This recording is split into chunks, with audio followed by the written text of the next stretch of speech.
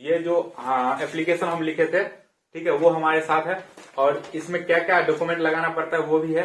तो हम सारा चीज इसमें आपको दिखाएंगे इस वीडियो में। टेक्निकल डिजिग्नेशन ज्यादातर रेलवे क्या चाहता है कि टेक्निकल डिजिग्नेशन आपको नहीं मिल दे, खुद चाहता है रेलवे, क्योंकि रेलवे में को इसमें फायदा है।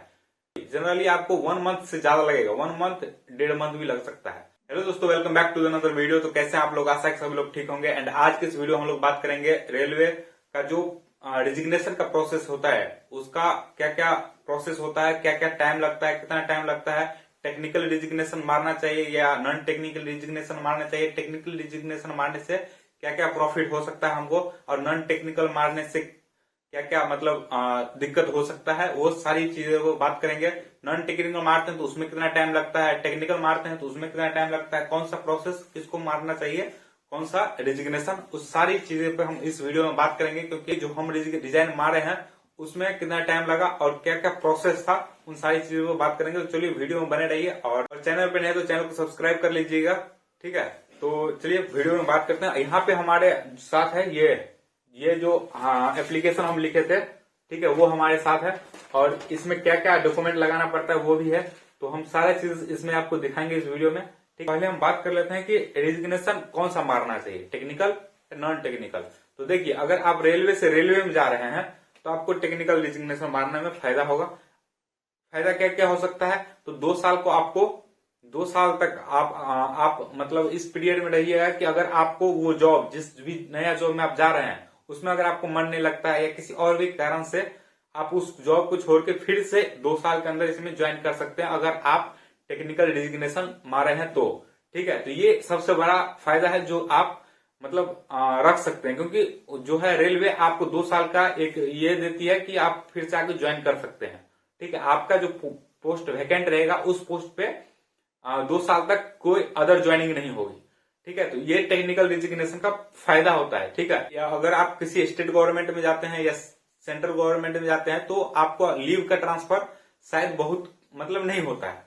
अगर रेलवे में जाएंगेगा तो आपको लीव का भी जो है फायदा मिल जाएगा, जो भी आपका लीव रहेगा वो आपको ट्रांसफर हो जाएगा। पहली बात, वो उसका प्रोसेस है, उसमें टाइम लगता है लेकिन हो जाता है, तो लीव ट्रांसफर हो जाएगा। इसके बाद आपका सीनियरिटी भी मतलब फायदा हो जाता है, थोड़ा बहुत एक इंक्रीमेंट आपका शायद एक्स्ट्रा लग सकता है, ठीक है। तो ये सारी चीजें हैं, वो फायदा हो सकता है, और भी बहुत सारा 2-4 एक और फायदा है जो कि आपको मिल सकता है, ठीक है। अब बात करते हैं कि इसमें कितना टाइम लगता है टेक्निकल डिजिग्नेशन में और नॉन टेक्निकल डिजिग्नेशन में। टेक्निकल डिजिग्नेशन में आपको ज्यादा टाइम लगता है, जनरली आपको 1 मंथ से ज्यादा लगेगा, 1 मंथ 1.5 मंथ भी लग सकता है। वो डिपेंड करता है आपके डिवीजन पे कि आपका डिवीजन कितना फास्ट वर्क करता है, ठीक है, और किस मंथ में कितना हॉलीडे है कि नहीं है, कितना वर्किंग डे है, उस पे भी डिपेंड करता है। तो आपको जनरली 1 से 1.5 महीना लग जाएगा टेक्निकल डिजिग्नेशन मारने में।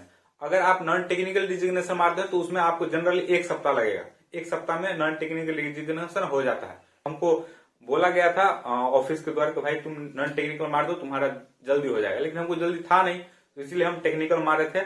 और हमको फायदा, हम सोचे कि भाई 2 साल का रिस्क क्यों लिया जाए, क्योंकि सर ज्वाइनिंग लेटर आया नहीं, चाहे ज्वाइनिंग में अगर कुछ प्रॉब्लम हो जाए, कहीं कुछ हो जाए डीवी मेडिकल में या कहीं कुछ हो जाए, इसके लिए हम रिस्क नहीं लेना चाहते थे, तो इसीलिए हम टेक्निकल डिजिग्नेशन मारे। और हम सबको यही बोलेंगे कि भाई तुम अगर जॉब किया है 3 साल 4 साल मेहनत किया है तो अब टेक्निकल डिजिग्नेशन मारो। 2 साल का कम से कम आपको पीरियड तो मिलेगा ना, कि अगर आपको वो जॉब नेक्स्ट जॉब जो अच्छा नहीं लगा वो आके आप ज्वाइन कर सकते हैं इसमें। तो ये चीज है, इसलिए आपको हम रिकमेंड करेंगे हमेशा कि भाई टेक्निकल मारो, ठीक है।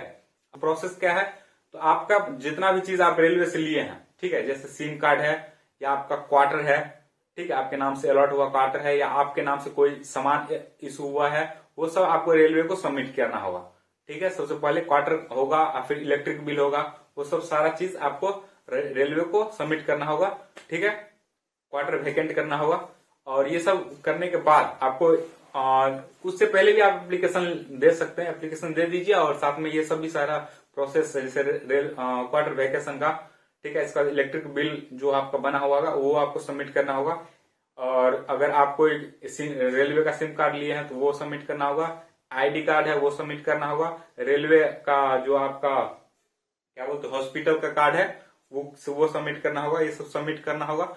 और इसके बाद ही इसका जो प्रोसेस है वो जो आपका ऑफिस होता है कर्ण ऑफिस, वो आपका आगे का प्रोसेस करेगा। वो उसमें आप थोड़ा मतलब बात करते रहिए, ऑफिस में ज्यादा पता करते रहिए कि क्या क्या प्रोसेस है। आपका ऑफिस सब सारा कुछ बता देगा, ऐसा कुछ सीन नहीं है कि आपको कुछ करना होगा। ठीक है, बस आपको उसमें लगे रहना होगा कि काम हो रहा है कि नहीं। ठीक है, और जो भी आपका जैसे क्वार्टर खाली करना है तो वो आप ही करिएगा, वेकेशन का रिपोर्ट आपको ही डालना होगा। बाकी आपको एक जो है एप्लीकेशन लिख के देना होगा। टेक्निकल डिजिग्नेशन ज्यादातर रेलवे क्या चाहता है कि टेक्निकल डिजिग्नेशन आपको नहीं मिल दे, खुद चाहता है रेलवे, क्योंकि रेलवे में को इसमें फायदा है, क्योंकि उसका एक पोस्ट जो है वैकेंट रहेगा 2 साल के लिए, तो उसको जो है मैन पावर कम हो जाएगा। इसीलिए रेलवे हमेशा चाहेगा कि तुम नॉन टेक्निकल डिजिग्नेशन लो। ठीक है, तो आपको क्या करना है भाई, टेक्निकल डिजिग्नेशन लेना है, उसमें थोड़ा टाइम लगाता है जानबूझ के भी कि भाई तुमको जो है सो नॉन टेक्निकल ले लो तुम। तो उसमें क्या है कि आपको एनओसी टेक्निकल डिजिग्नेशन के लिए आपको एनओसी मांगेगा। एनओसी आपके पास रहेगा उस जॉब के लिए, जिस जॉब में आप जा रहे हैं उस जॉब के एग्जाम के लिए, डीबी के लिए आप एनओसी लिए रहेंगे, तभी जाकर आपको टेक्निकल डिजिग्नेशन वो देगा। ठीक है, तो इसीलिए अगर आप कोई एग्जाम का फॉर्म डाल रहे हैं, ठीक है, या डाल चुके हैं, इसका डीबी मेडिकल करवा रहे हैं, तो आपको एनओसी इशू करवा लेना है। ठीक है, एनओसी के लिए एक एप्लीकेशन दे देना है और एनओसी बनवा लेना है, ताकि डिजिग्नेशन के टाइम में आपको कोई प्रॉब्लम ना करे। ठीक है, आपको टेक्निकल डिजिग्नेशन दे दे। तो टेक्निकल डिजिग्नेशन जल्दी देता नहीं रहता है, फिर आपको बोलेगा नॉन टेक्निकल डिजिग्नेशन लेने के लिए, उसमें फिर जो 2 साल का पीरियड मिलता है ना, वो नहीं मिलेगा। वही एक मेन चीज है। और बाकी आपको हम ये दिखाते हैं कि किस तरह का ये जो है। तो भाई ये हमारा रहा एप्लीकेशन। ठीक है, टू द डीआरएमपी का नाम से NF railway through proper channel, subject में submission of technical designation for joining in the post of junior clerk cum typist through RRB CN number 01/2019। Respected sir, with due respect I would like to state that I am Sumit Kumar, posted as track maintainer 4 grade pay under SSC PV on date. मतलब अपना बारे में लिख देना है यहाँ पे। इसके बाद ये इस पे क्या लिखे हैं, तो ये ऐसा कुछ एप्लीकेशन है जो कि आप लोग पढ़ सकते हैं। ठीक है, before getting appointment in Indian railway I have already applied RRB NTPC CN number यहाँ पे है in railway, and now I have selected for junior clerk cum typist level 2 post which is higher grade than my current post, so I am going to resign from my service on इतना। I also got NOC number इतना dated इतना for document verification. मतलब NOC हम लिए थे और जो हमारा पोस्ट में ज्वाइनिंग हो गया, मतलब सिलेक्शन हो गया, पैनल आ गया, वही सब लिख दिए हैं। इसके बाद so kindly accept my application and take necessary steps for my technical resignation as soon as possible. I will be grateful for you, ये वो लिख दिए। फिर यहाँ पे लिख दिया एड्रेस जो भी है। ये रहा हमारा जो है सो एप्लीकेशन। ठीक है, एक बाद हमारे देखो ये हमारा है एनओसी, इसके बाद ये हमारा एडमिट कार्ड और ये हमारा पैनल का।